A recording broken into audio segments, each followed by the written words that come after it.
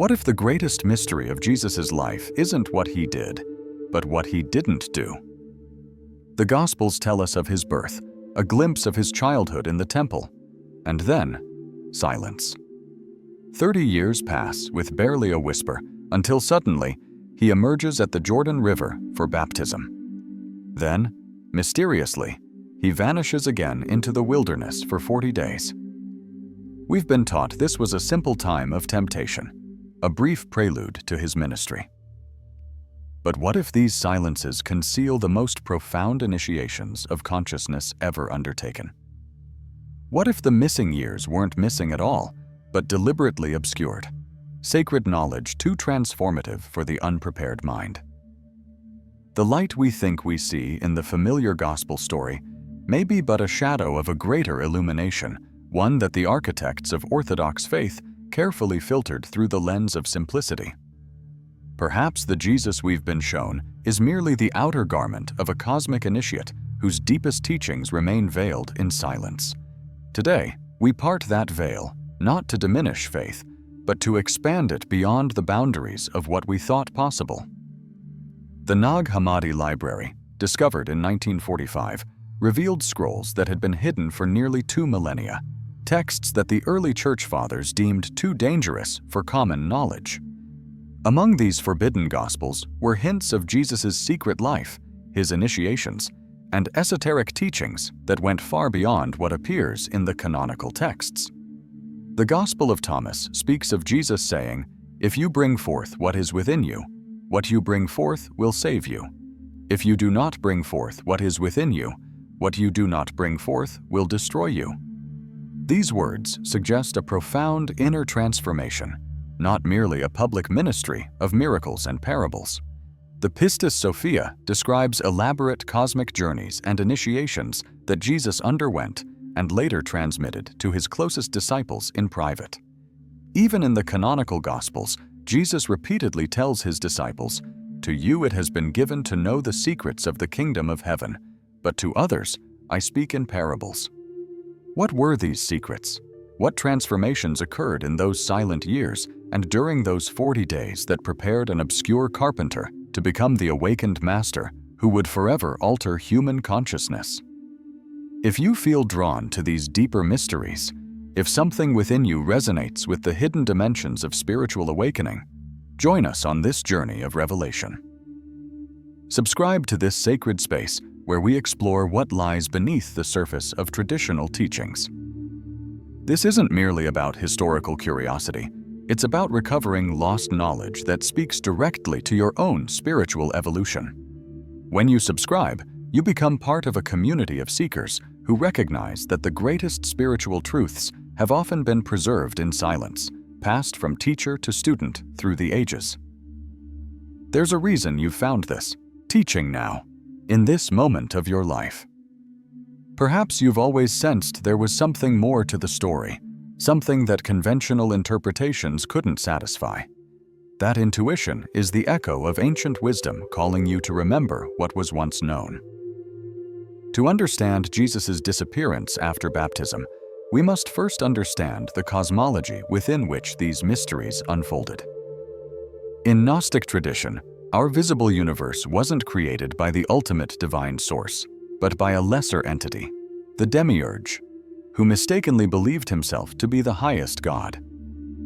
This creator and his Archons, cosmic rulers or forces, established a system of control through ignorance, convincing human souls they were nothing more than physical beings in a material world. The true divine spark within humans, what Gnostics called the pneuma or spirit, remained dormant, forgotten, trapped in the prison of ordinary consciousness. Sophia, divine wisdom, had fallen from the pleroma, fullness of true divinity, into matter, and her redemption paralleled humanity's own need for awakening. The aeons, emanations of divine consciousness, existed beyond the veil of ordinary perception, representing aspects of ultimate reality that could be accessed through initiation. When Jesus entered the Jordan River, he wasn't merely participating in a ritual of purification. According to esoteric tradition, he was undergoing the first of several profound initiations, a symbolic death by water. The descent into the Jordan represented a conscious descent into the waters of materiality, the realm of forgetting. When the heavens opened and the Spirit descended like a dove, this wasn't merely divine approval, but the activation of higher consciousness, the first awakening that would enable all subsequent initiations. The voice saying, "This is my beloved Son," was the recognition of the divine spark within human form, the acknowledgement that what appeared as Jesus was in fact a vessel for cosmic consciousness. After this water initiation, Jesus immediately was led by the Spirit into the wilderness. This wasn't a simple retreat, but a deliberate withdrawal from the world of appearances into the desert of pure being, the realm where ordinary identity is stripped away and cosmic consciousness can emerge. For 40 days, a number symbolizing completion in many mystical traditions, Jesus underwent what the ancient mystery schools would recognize as a series of initiations into progressively higher states of awareness. The temptations, described in Matthew and Luke, were not merely moral tests, but symbolic encounters with the archonic forces that maintain the illusion of separation from divine consciousness. The wilderness was not empty, but filled with the invisible hierarchies and cosmic powers that the uninitiated cannot perceive. Here, Jesus confronted and mastered the forces that keep humanity bound to material identification. This is why he emerged from this period with the power to heal, transform matter, and awaken others. He had become a fully realized channel for cosmic consciousness, capable of initiating others into the same mysteries. If these words illuminate something within you, if they kindle a recognition that transcends intellectual curiosity, acknowledge this resonance. The simple act of engaging with this wisdom creates ripples across the collective consciousness. When you signal your recognition by liking this teaching, you're not merely expressing preference, you're participating in the ancient practice of bearing witness to truth. In esoteric tradition, the acknowledgement of higher wisdom strengthens its presence in the world. Each person who recognizes these deeper dimensions helps restore balance to a world dominated by surface understanding. Your engagement becomes a thread in the tapestry of awakening consciousness, a silent affirmation that says, "I remember that there is more than what appears." This remembrance is not trivial.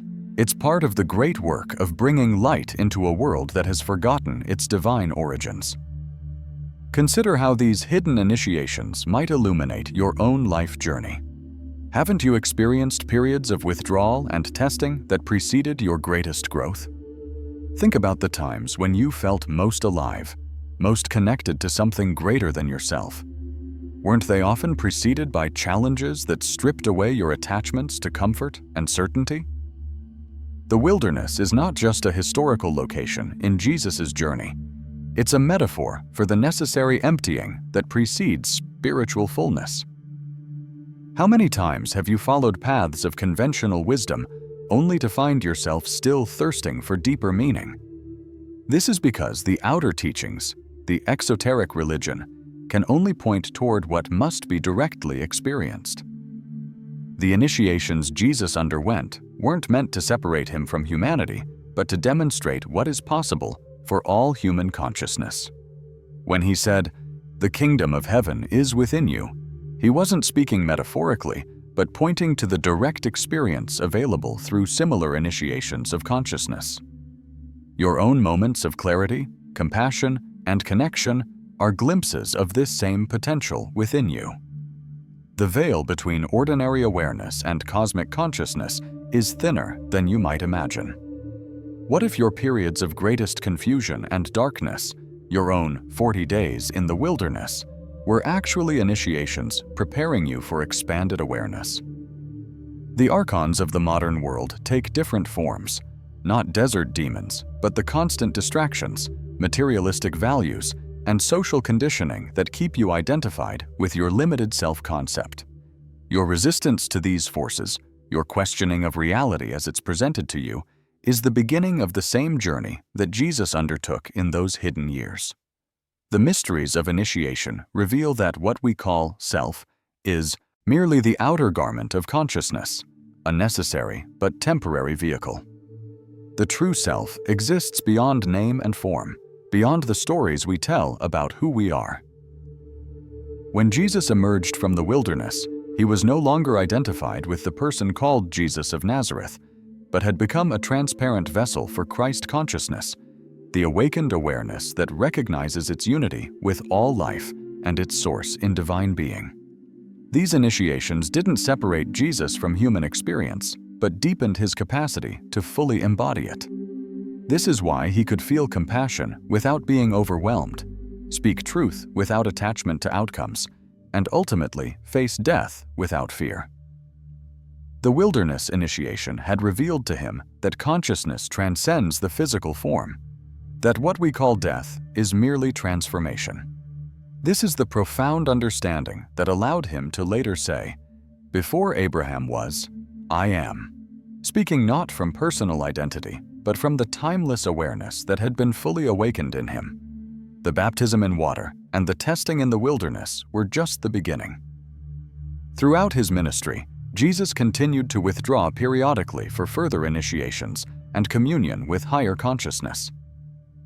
The Transfiguration on the mountain, where his disciples saw him shining with light and speaking with Moses and Elijah, was another glimpse of these ongoing initiations, moments when the veil between dimensions thinned and the true nature of consciousness became visible even to those not fully initiated.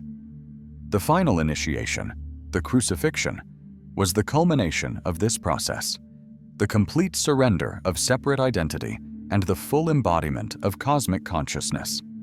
This is why the resurrection wasn't simply the revival of a physical body, but the manifestation of consciousness that transcends physical limitations. The disciples encountered not merely a restored Jesus, but an initiated master whose consciousness could appear and disappear at will, move through solid barriers, and exist simultaneously in multiple dimensions. What we see in these hidden years and initiations is not the story of someone fundamentally different from ourselves, but a map of human potential, the journey that consciousness itself seeks to make through each of us. The divine spark that was fully awakened in Jesus lies dormant within all beings, waiting for the conditions that allow it to flame into full awareness. The 40 days in the wilderness weren't about enduring temptation through willpower, but about the systematic dismantling of the illusions that keep consciousness bound to limited identity.